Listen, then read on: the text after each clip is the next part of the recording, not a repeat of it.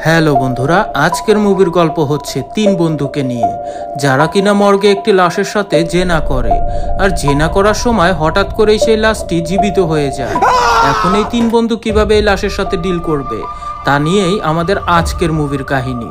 বন্ধুরা, মুভিটি শুরু থেকে শেষ অবধি তুমি প্রচুর উত্তেজনার মধ্যে থাকবে, তাই আমি গ্যারান্টি দিচ্ছি মুভিটিতে তুমি হারিয়ে যাবে। তো বন্ধুরা, চলো তাহলে শুরু করা যাক আমাদের আজকের মুভি রিভিউ। মুভির শুরুতে আমরা অ্যানা নামে একটি মেয়ের লাশ দেখতে পাই, যাকে পোস্টমর্টেম করবার জন্য হসপিটালে নিয়ে আসা হয়েছিল। অ্যানা একজন খুবই ফেমাস অ্যাক্ট্রেস ছিল এবং সে দেখতেও খুবই সুন্দরী। অ্যানা সেদিন একটি পার্টিতে গিয়েছিল আর সেখানকার ওয়াশরুমে অ্যানার ডেড বডি পাওয়া যায়।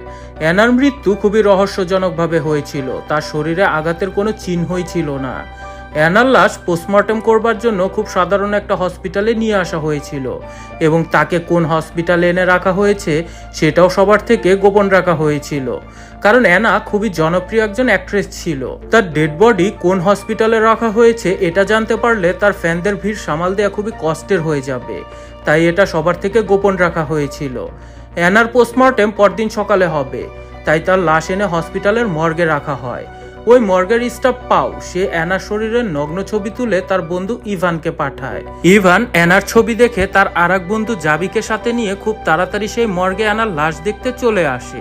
অ্যানা খুবই বড় মাপের অ্যাক্ট্রেস ছিল। জীবিত অ্যানাকে কখনো সামনাসামনি দেখা বা তাকে একটু স্পর্শ করা ইভান বা তার বন্ধুদের পক্ষে কখনোই সম্ভব ছিল না, তাই তারা অ্যানার ডেড বডিকে কাছ থেকে দেখবার জন্য পাওয়ের সাথে দ্রুত মর্গে চলে আসে। মর্গে এসে মৃত অ্যানাকে সামনাসামনি দেখে ইভান অনেক উত্তেজিত হয়ে যায় আর সে অ্যানার লাশকে রেপ করার কথা ভাবতে থাকে। অ্যানা দেখতে খুবই সুন্দরী ছিল, তাই অ্যানাকে কাছ থেকে দেখতে পেয়ে সে নিজেকে কন্ট্রোল করতে পারছিল না। আর জীবিত অ্যানাকে সামনাসামনি দেখাটাও তার পক্ষে কখনো সম্ভব ছিল না। আর এদিকে মৃত অ্যানার লাশের সাথে সে চাইলেই যা খুশি তাই করতে পারে, তাই এই সুযোগটা সে কোনোভাবেই মিস করতে চাচ্ছিল না। ইভান এই সম্পর্কে পাওকে বলে আর পাও এতে রাজি হয়ে যায়, কারণ পাও এর আগে 17 বছরের একটি মেয়ের লাশকে করেছিল। কিন্তু এসব করতে তাদের আর এক বন্ধু জাভি রাজি হয় না এবং সে তাদেরকে নানাভাবে বোঝায়, কিন্তু ইভান তার কোনো কথা না শুনে অ্যানার লাশকে রেপ করে। আর এরপর পাও এই সুযোগটা মিস না করে সেও অ্যানার লাশকে করতে থাকে। আর তখনই হঠাৎ করে অ্যানা বেঁচে যায় আর সে পাওকে রেপ করতে দেখে নেয়। অ্যানার লাশকে হঠাৎ এভাবে চেয়ে থাকতে দেখে পাও খুব ভয় পেয়ে যায়, কিন্তু তখনও অ্যানার বডি ঠিকমতো কাজ করছিল না, সে প্যারালাইজড হয়ে গিয়েছিল। তখন পাও এবং ইভান ভাবছিল অ্যানা যদি বাহিরে যায় তবে সে তাকে রেপ করার কথা সবাইকে বলে দেবে, তাই ইভান অ্যানাকে সেখানেই মেরে ফেলার প্ল্যান করে, কারণ এমনিতেই সবাই জানে যে অ্যানা মারা গেছে, তাই তাকে মারলে কেউ কিছু জানতে পারবে না।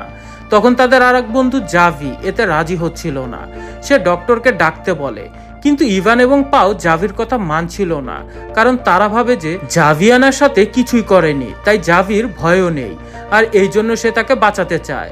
যখন তারা জাভির কথা শুনতে রাজি হচ্ছিল না তখন জাভি নিজেই অ্যানাকে বাইরে নিয়ে যেতে চায়, কিন্তু তখনই অন্য কেউ এসে ওই রুমকে বাইরে থেকে লক করে দিয়ে যায়।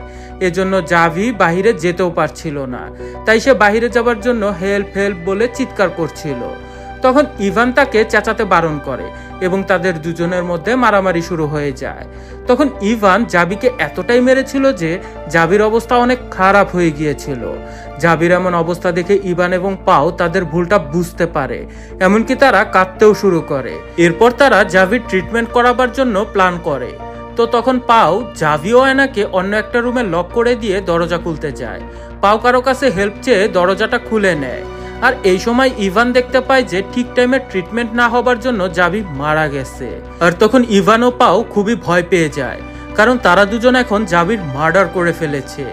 এরপর অ্যানা কথা বলতে শুরু করে আর সে তাকে বাড়িতে যেতে দিতে বলে এবং সে তার রেপ ও জাভির মার্ডারের সম্পর্কে কাউকে কিছু বলবে না বলেও জানায়। কিন্তু ইভান অ্যানার কথা বিশ্বাস করছিল না, তাই সে রুমের বাইরে এসে পাওয়ের সাথে প্ল্যান করে তারা জাভির লাশটা বাইরে কোথাও ফেলে দেবে এবং অ্যানাকে এখানেই মেরে ফেলবে। আর তখন অ্যানার বডি কাজ করা শুরু করছিল, তাই সে সেখান থেকে উঠে জাভির ফোন নিয়ে কাউকে কল করতে শুরু করে। তখন ইভান সেখানে চলে আসে আর অ্যানার থেকে সেলফোনটা কেড়ে নিয়ে তাকে জিজ্ঞেস করে যে সে কাকে কল করছিল।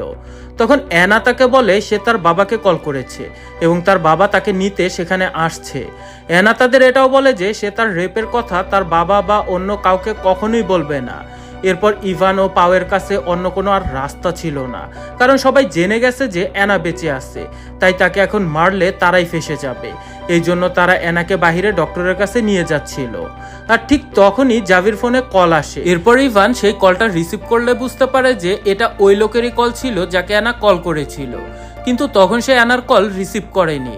এরপর তারা বুঝতে পারে যে অ্যানা যে বেঁচে আছে সেটা এখনো অবধি কেউই জানে না। আর এসবে ইভান অনেক রেগে যায় আর অ্যানাকে বলে তুমি আসলে অনেক বড় অভিনেত্রী, এই বলে সে অ্যানাকে মারতে শুরু করে। এরপর তারা দুজন অ্যানাকে আবারও মর্গে নিয়ে গিয়ে বেঁধে ফেলে। ইভান পাওকে অ্যানার উপর নজর রাখতে বলে সে বাইরে ডাস্টবিন খুঁজতে চলে যায়, যাতে তারা জাভির লাশকে ডাস্টবিনে ভরে দূরে কোথাও ফেলে আসতে পারে। আর এদিকে পাও জাভির রক্তগুলো রুম থেকে পরিষ্কার করতে থাকে। আর তখন সুযোগ পেয়ে অ্যানা সেখান থেকে পালিয়ে যাবার চেষ্টা করে আর সে মর্গ থেকে বের হয়ে অন্য একটি রুমে এসে লুকিয়ে থাকে। তখন ইভান বাহির থেকে ডাস্টবিন নিয়ে এসে দেখে এখানে অ্যানা নেই, সে পালিয়েছে। তখন পাও আর ইভান অ্যানাকে খুঁজতে থাকে। অ্যানা যে রুমে পালিয়েছিল সেখানে এসেও ইভান অ্যানাকে খুঁজে পায় না, কারণ রুমটা বেশ অন্ধকার ছিল। তারপর ইভান চলে গেলে অ্যানা এই রুম থেকে খুব সেফলি বের হয়ে অবশেষে লিফটে চড়ে বসে। আর ঠিক তখনই ইভান এসে লিফটের দরজাটা আটকে দেয় আর সে অ্যানাকে টেনে হিঁচড়ে সেই মর্গে নিয়ে আসে। আর সময় নষ্ট না করে অ্যানার শ্বাসরুদ্ধ করে ইভান অ্যানাকে অবশেষে মেরে ফেলে। এরপর ইভান পাওকে বলে অ্যানাকে পরিষ্কার করে আগের মতো শুইয়ে রাখতে, যাতে কেউ কিছু বুঝতে না পারে। সে জাভির লাশ ডাস্টবিনে ভরে বাহিরে দূরে কোথাও ফেলতে যায়। তখন পাও অ্যানাকে পরিষ্কার করে রুম থেকে চলে যাচ্ছিল আর তখনই সে অ্যানার কাশির শব্দ শুনতে পায়। সে বুঝতে পেরে যায় অ্যানা তখনও মরেনি। তখন সে অ্যানাকে মরার অ্যাক্টিং করে সেখানেই শুয়ে থাকতে বলে। আসলে পাও তখন চাচ্ছিল অ্যানা বেঁচে থাকুক, কারণ ইভান যখন অ্যানাকে পাওয়ের কাছে রেখে ডাস্টবিন আনতে গিয়েছিল অ্যানা তখন পাওকে বলে প্লিজ তুমি আমাকে যেতে দাও, আর তুমি আমাকে রেপ করেছো এটা আমি কখনোই কাউকে বলবো না। তোমার রেপ করার জন্য আমি বেঁচে গেছি, আর তাছাড়া তুমি তো জাভিকে মার্ডারও করনি। তুমি যখন দরজা খুলতে বাহিরে গিয়েছিলে তখন আমার চোখের সামনে ইভান জাভিকে গলা টিপে মেরে ফেলেছে। অ্যানার এসব কথা পাওয়ের মাথায় ঘুরছিল, তাই সে চাচ্ছিল অ্যানাকে ছেড়ে দিতে, কিন্তু ইভানের ভয়ে সে এটা করতে পারছিল না। তারপর পাও অ্যানাকে সেখানে মরার মতো পড়ে থাকতে বলে। তখন সেখানে ইভান চলে এলে পাও ইভানকে নিয়ে সেখান থেকে চলেই যাচ্ছিল। লিফটের কাছে এসে হঠাৎ ইভানের মনে পড়ে যায় সে তার কার্ড মর্গে ফেলে এসেছে, তাই সে তার কার্ডটি আনবার জন্য আবারও মর্গের দিকে যায়। আর মর্গে এসে ইভান আবারও দেখে যে অ্যানা বেঁচে আছে। তখন ইভান পাওয়ের উপর খুবই রেগে যায় আর পাও ইভানকে বলে অ্যানাকে ছেড়ে দিতে, কিন্তু ইভান এতে রাজি হচ্ছিল না। ইভান এবং পাওয়ের মধ্যে এটা নিয়ে ঝগড়া চলতে থাকে এবং শেষে ইভান ও অ্যানাকে ছেড়ে দেবার জন্য রাজি হয়ে যায়। আর তখনই অ্যানা পেছন থেকে এসে একটি কাঁচি ইভানের গলায় ঢুকিয়ে দিয়ে তাকে মেরে ফেলে। এটা দেখে পাও অ্যানাকে বলে যে ইভানও তোমাকে ছেড়ে দেবার জন্য রাজি হয়ে গিয়েছিল, কিন্তু তখনই অ্যানা পাওকেও মেরে ফেলে এবং এভাবে অ্যানা তার রেপের বদলাটা নিয়ে নেয়। আর এই মুভিটি এখানেই দ্য এন্ড হয়ে যায়। তো বন্ধুরা, রিভিউটি যদি তোমাদের ভালো লাগে তাহলে চ্যানেলটি সাবস্ক্রাইব করতে কিন্তু একদমই ভুলবে না।